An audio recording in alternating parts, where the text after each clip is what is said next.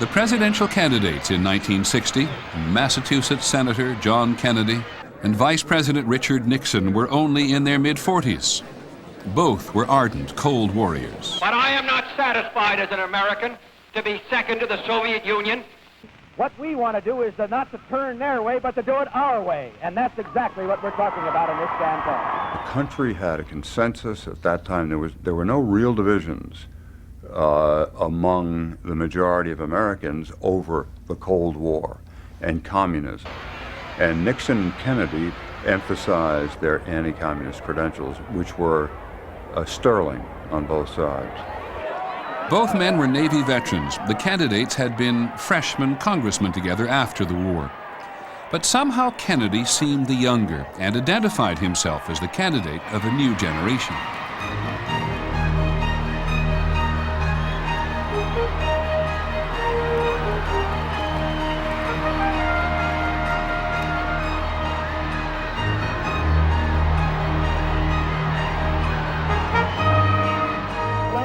His enthusiasm, his energy and determination, it was infectious. And we all felt, and the country felt, that, yes, you know, we're on the march again, and then it was a good march. You know, we went to several states to campaign. I was in my early 20s. I walked a precinct in Redondo Beach. I don't think I've ever done that before or since. He affected everybody.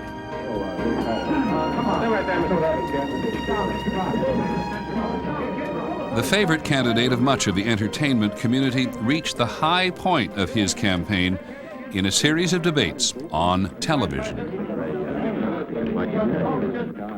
These were the first presidential debates ever. There'd never been a presidential debate before. Smith, Senator Kennedy. And the fact that it was happening live and on television gave it a kind of theater that was remarkable. The question now is, can freedom be maintained?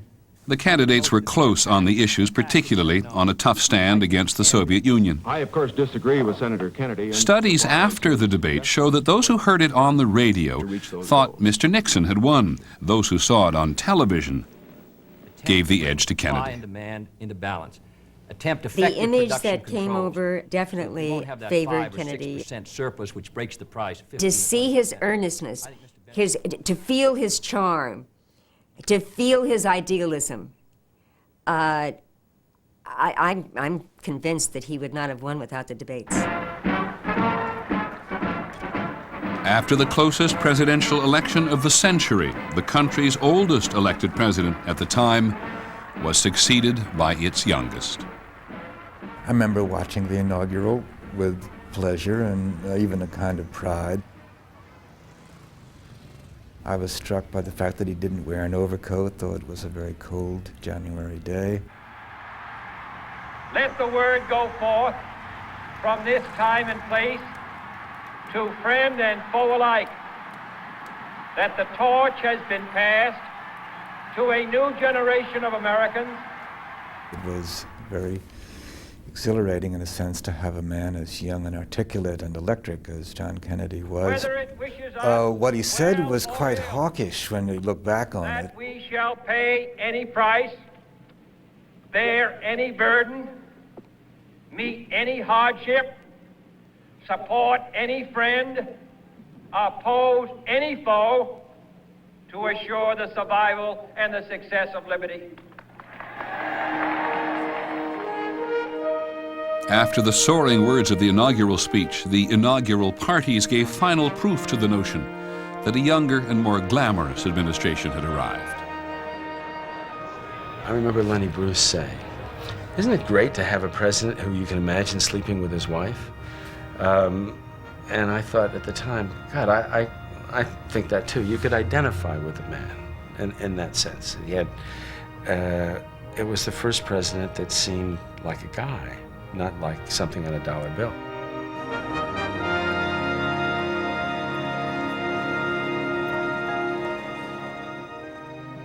The idea of a White House run and staffed by younger people with a 32-year-old chief speechwriter and a press secretary in his 30s, and all these people around Kennedy, there was that feeling that, well, if they're running the political system, surely we can be somehow involved in it. We wanted to serve. We wanted to do something because young people, me included, in those days, did wonder how we were ever going to top the generation before us. Our fathers had fought World War II. They had won. They had beaten a depression in some way. What are we going to do?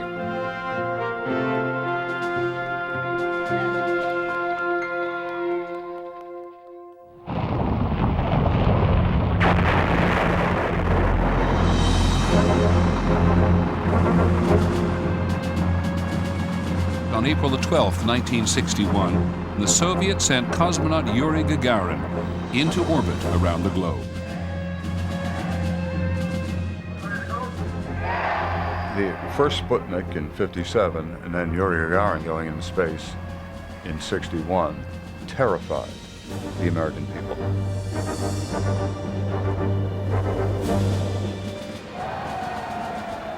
People were sitting around and talking about what would we do if the Russians had arms, missiles, whatever, on the moon, and could shoot. We were making this stuff up, but shoot at us at will, and we'd have to surrender. You know, we had to choose better red than dead. That's what people were thinking then. In what would become a spiraling series of superpower moves and countermoves, just 3 weeks after the Soviets' manned launch, the U.S. sent astronaut Alan Shepard into space. And President Kennedy promised even greater heights. We choose to go to the moon. A man on the moon, walking on the moon? Now, in this decade? We choose to go to the moon in this decade and do the other things, not because they are easy, but because they are hard. You gotta be kidding. But Kennedy wasn't kidding. Because that goal will serve to organize and measure the best of our energies and skills. Because that challenge is one that we're willing to accept, one we are unwilling to postpone, and one we intend to win. This bold push into space was also seen as an aggressive manifestation of the Cold War. And so was a Kennedy-supported CIA scheme in April of 1961 to land Cuban exiles in their homeland to ignite an uprising against Fidel Castro. When the mission failed, leaving the exiles stranded at Cuba's Bay of Pigs, America and the president were humiliated. 3 months later, as if sensing American weakness, Khrushchev demanded that all Allied forces be removed from Berlin. We cannot and will not permit the communists to drive us out of Berlin, either gradually or by force. Kennedy put the United States pretty close to a war footing. A lot of people like me got draft notices. It looked like we were going to war. For the second time in the century, Americans faced the threat of war over Berlin. But now, both sides had nuclear weapons and the means to deliver them.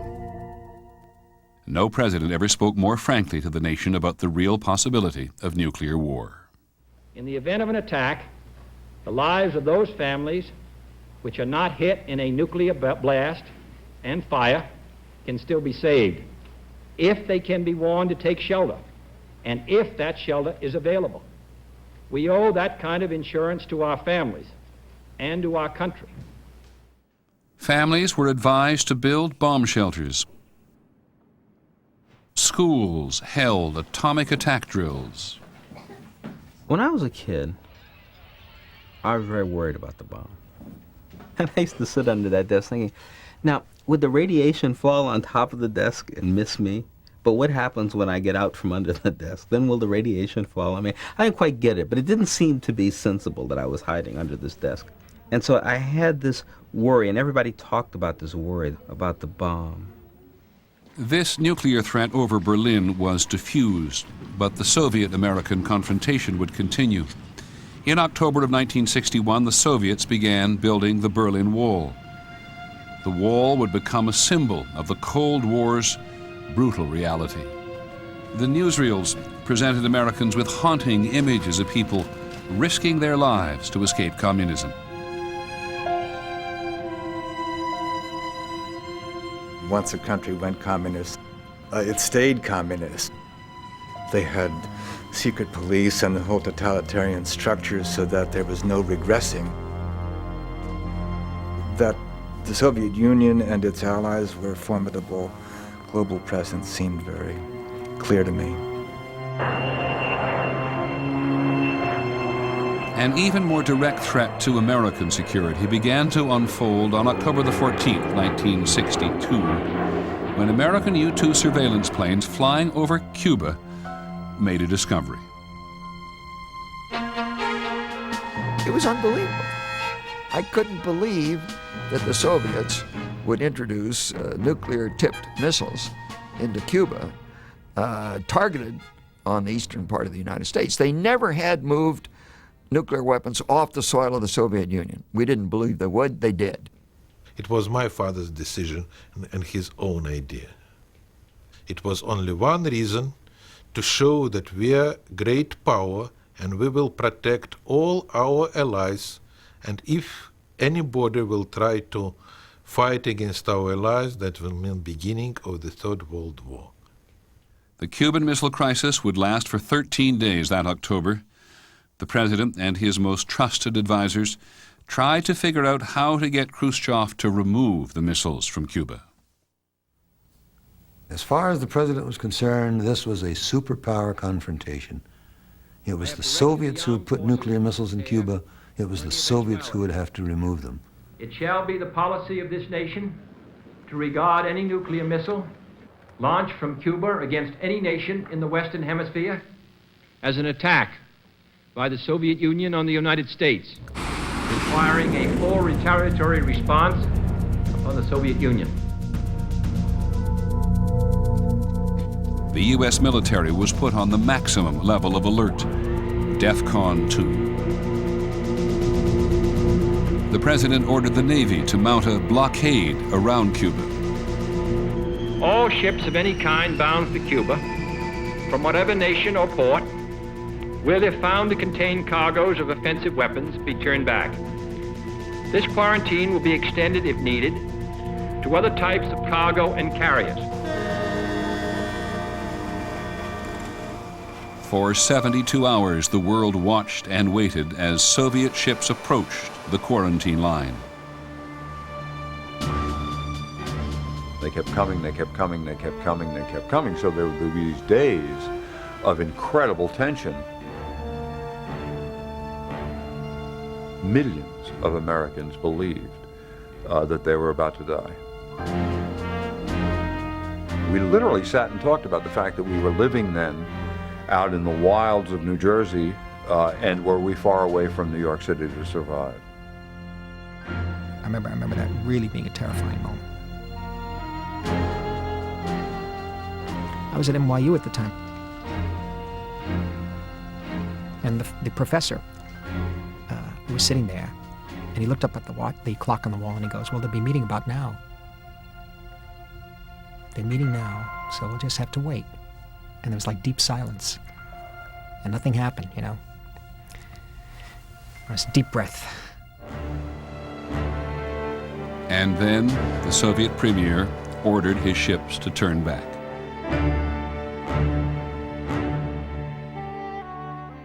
In the end, the Soviet leader agreed to withdraw the missiles in return for a U.S. pledge not to invade Cuba. There isn't going to be any learning curve with respect to nuclear weapons. You make a mistake with respect to a decision to use nuclear weapons, you're going to destroy nations. Both Khrushchev and Kennedy realized how close they'd come, and they were determined to avoid that in the future.